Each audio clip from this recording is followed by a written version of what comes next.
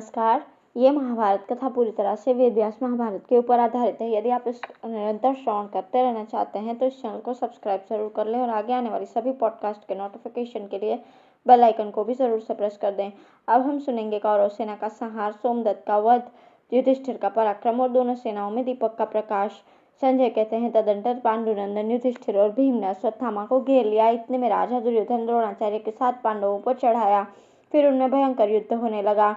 उस समय भीम ने कुपित होकर अम्बष्ट, मालवा, बंगाल, सीवी तथा त्रिगर्त देश के वीरों को यमलोक भेजना आरंभ किया। फिर अभिशाह, शूरसेन तथा अन्य रणोन्मत्त क्षत्रियों का वध करके उनके खून से पृथ्वी को भिगोकर कीचड़मयी कर दिया। दूसरी ओर से अर्जुन ने भी मद्र, मालवा तथा पर्वतीय प्रदेश के योद्धाओं को अपने तीक्ष्ण बाणों से मौत के घाट उतारा। इधर द्रोणाचार्य भी क्रोध में भरकर वायव्यास्त्र से पांडव योद्धाओं का संहार करने लगे। उनकी मार से पीड़ित होकर पांचाल वीर अर्जुन और भीम के सामने ही भागने लगे। यह देख वे दोनों भाई सहसा द्रोण पर चढ़ाए। अर्जुन दक्षिण बगल में थे और भीम उत्तर में। दोनों ही आचार्य द्रोण पर बड़ी भारी बाण वर्षा करने लगे। यह देखकर सृंजय, पांचाल, मत्स्य और क्षौमक्षत्रिय उन दोनों की सहायता में आ पहुंचे। इसी प्रकार आपके पुत्र के महारथी योद्धा भी बहुत बड़ी सेना के साथ द्रोणाचार्य के रथ के पास आ गए। कौरव सेना पर पुनः अर्जुन की मार पड़ने लगी। एक तो अंधेरे के कारण कुछ नहीं सूझता था, दूसरे नींद से सब लोग व्याकुल थे। इस कारण आपकी सेना का भयंकर संहार हो रहा था। बहुत से राजा लोग अपने वाहनों को वहीं छोड़ भयभीत होकर चारों ओर भागने लगे। दूसरी ओर जब सात्यकी ने देखा कि सोमदत्त अपना महान धनुष टंकार रहे हैं तो उसने सारथी से कहा, सूत, मुझे सोमदत्त के पास ले चल। अपने बलवान शत्रु सोमदत्त को मारे बिना अब मैं युद्ध से पीछे नहीं लौटूंगा। यह सुनकर सारथी ने घोड़े बढ़ाए और सात्यकी को सोमदत्त के पास पहुंचा दिया। उसे आते देख सोमदत्त भी उसका सामना करने को आगे बढ़े।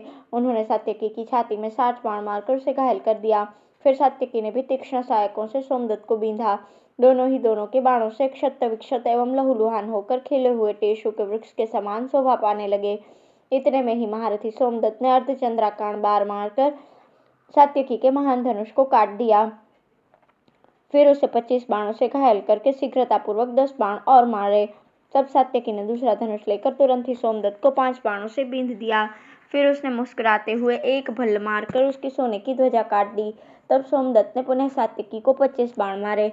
इससे सात्यकी कुपित हो उठा और उसने तीक्ष्ण रूप से सोमदत्त का धनुष काट दिया। महारथी सोमदत्त ने भी दूसरा धनुष लेकर सहायकों की वर्षा से सात्यकी को आच्छादित कर दिया। तब सात्यकी की ओर से भीम ने भी सोमदत्त पर 10 बाणों का प्रहार किया और सोमदत्त ने भी भीम को तीखे बाणों से घायल किया। इसके बाद भीम ने सोमदत्त की छाती में एक परिघ का वार किया, किंतु सोमदत्त ने हंसते हुए उसके 2 टुकड़े कर दिए। तदंतर सात्यकी ने 4 बाण मारकर उनके चारों घोड़ों को प्रेतराज के समीप भेज दिया। फिर एक भल्ले से सारथी का सिर धड़ से अलग कर दिया। इसके पश्चात सात्यकी ने प्रज्वलित अग्नि के समान एक भयंकर बाण छोड़ा। वो सोमदत्त की छाती में धंस गया और वे रथ से नीचे गिरकर मर गए। सोमदत्त को मारा गया देखकर कौरव महारथी बाणों की बौछार करते हुए सात्यकी पर टूट पड़े। यह देखकर राजा युधिष्ठिर तथा अन्य पांडव और प्रभद्रक वीरों के साथ बहुत बड़ी सेना लिए द्रोणाचार्य के सैन्य की ओर बढ़ाए। उन्होंने आचार्य के देखते देखते सहायकों की मार से आपकी सेना को भगा दिया। यह देख आचार्य क्रोध से लाल आंखें किए युधिष्ठिर पर टूट पड़े और उनकी छाती पर उन्होंने 7 बाण मारे। तब युधिष्ठिर ने भी 5 बाणों से द्रोणाचार्य को बींधा। इसके बाद आचार्य ने युधिष्ठिर की ध्वजा और धनुष को काट दिया। युधिष्ठिर ने दूसरा धनुष हाथ में लिया और घोड़े, सारथी, ध्वजा एवं रथ सहित आचार्य द्रोण पर लगातार 1000 बाणों की वर्षा की। यह एक अद्भुत बात हुई। उनके बाणों से आघात से पीड़ित एवं व्यथित होकर आचार्य 2 घड़ी तक रथ की बैठक में मूर्छित भाव से पड़े रहे। फिर जब होश हुआ तो बड़े क्रोध में आकर उन्होंने युधिष्ठिर पर वायव्यास्त्र का प्रयोग किया, किंतु युधिष्ठिर ने इससे तनिक भी विचलित नहीं हुए। उन्होंने अपने अस्त्र से आचार्य के अस्त्र को शांत कर दिया और उनके धनुष को भी काट डाला। द्रोण ने दूसरा धनुष उठाया, किंतु युधिष्ठिर ने एक तीक्ष्ण भल मारकर उसे भी काट दिया। इसी बीच में भगवान श्री कृष्ण ने युधिष्ठिर से कहा, महाबाहो, मैं आपसे जो कुछ कहता हूँ उसे सुनिए। द्रोणाचार्य से युद्ध न कीजिए, वे युद्ध में सदा आपको पकड़ने का उद्योग करते हैं, अतः उनके साथ आपका युद्ध होना मैं उचित नहीं समझता। जो इनका नाश करने के लिए ही उत्पन्न हुआ है वो धृष्टद्युम्न ही इनका वध करेगा। आप गुरु से युद्ध करना छोड़कर जहाँ राजा दुर्योधन है वहां जाइए।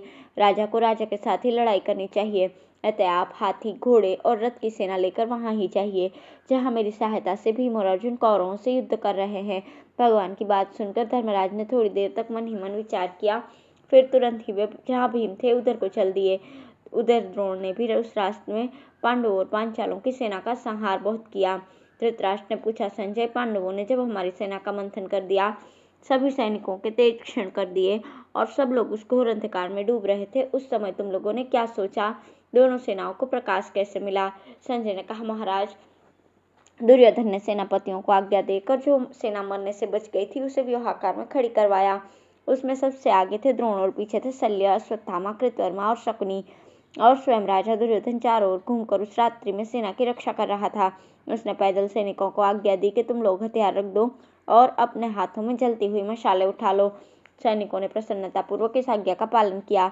कौरवों ने प्रत्येक रथ के पास 5, हर एक हाथी के पास 3 और एक एक घोड़े के पास एक एक प्रदीप रखा। पैदल सिपाही हाथ में तेल और मशाल लेकर दीपकों को जलाया करते थे। इस प्रकार क्षण भर में ही आपकी सारी सेना में उजाला हो गया। हमारी सेना को इस प्रकार दीपकों के प्रकाश से जगमगाते देख पांडवों ने भी अपने पैदल सैनिकों को तुरंत ही दीप जलाने की आज्ञा दी। उन्होंने प्रत्येक रथ के आगे 10-10 और प्रत्येक हाथी के सामने 7-7 दीपकों का प्रबंध किया। 2 दीपक घोड़ों की पीठ पर, 2 बगल में, एक रथ की ध्वजा पर और 2 रथ के पिछले भाग में जलाए गए थे। इसी प्रकार संपूर्ण सेना के आगे पीछे और अगल बगल में तथा बीच बीच में भी पैदल सैनिक जलती हुई मशालें हाथ में लेकर घूम रहे थे। यह प्रबंध दोनों ही सेनाओं में था। दोनों ओर के दीपकों का प्रकाश पृथ्वी, आकाश और संपूर्ण दिशाओं में फैल गया। स्वर्ग तक फैले हुए उस महान आलोक से युद्ध की सूचना पाकर देवता, गंधर्व, यक्ष, सिद्ध और अप्सराएं भी वहां आ पहुंची।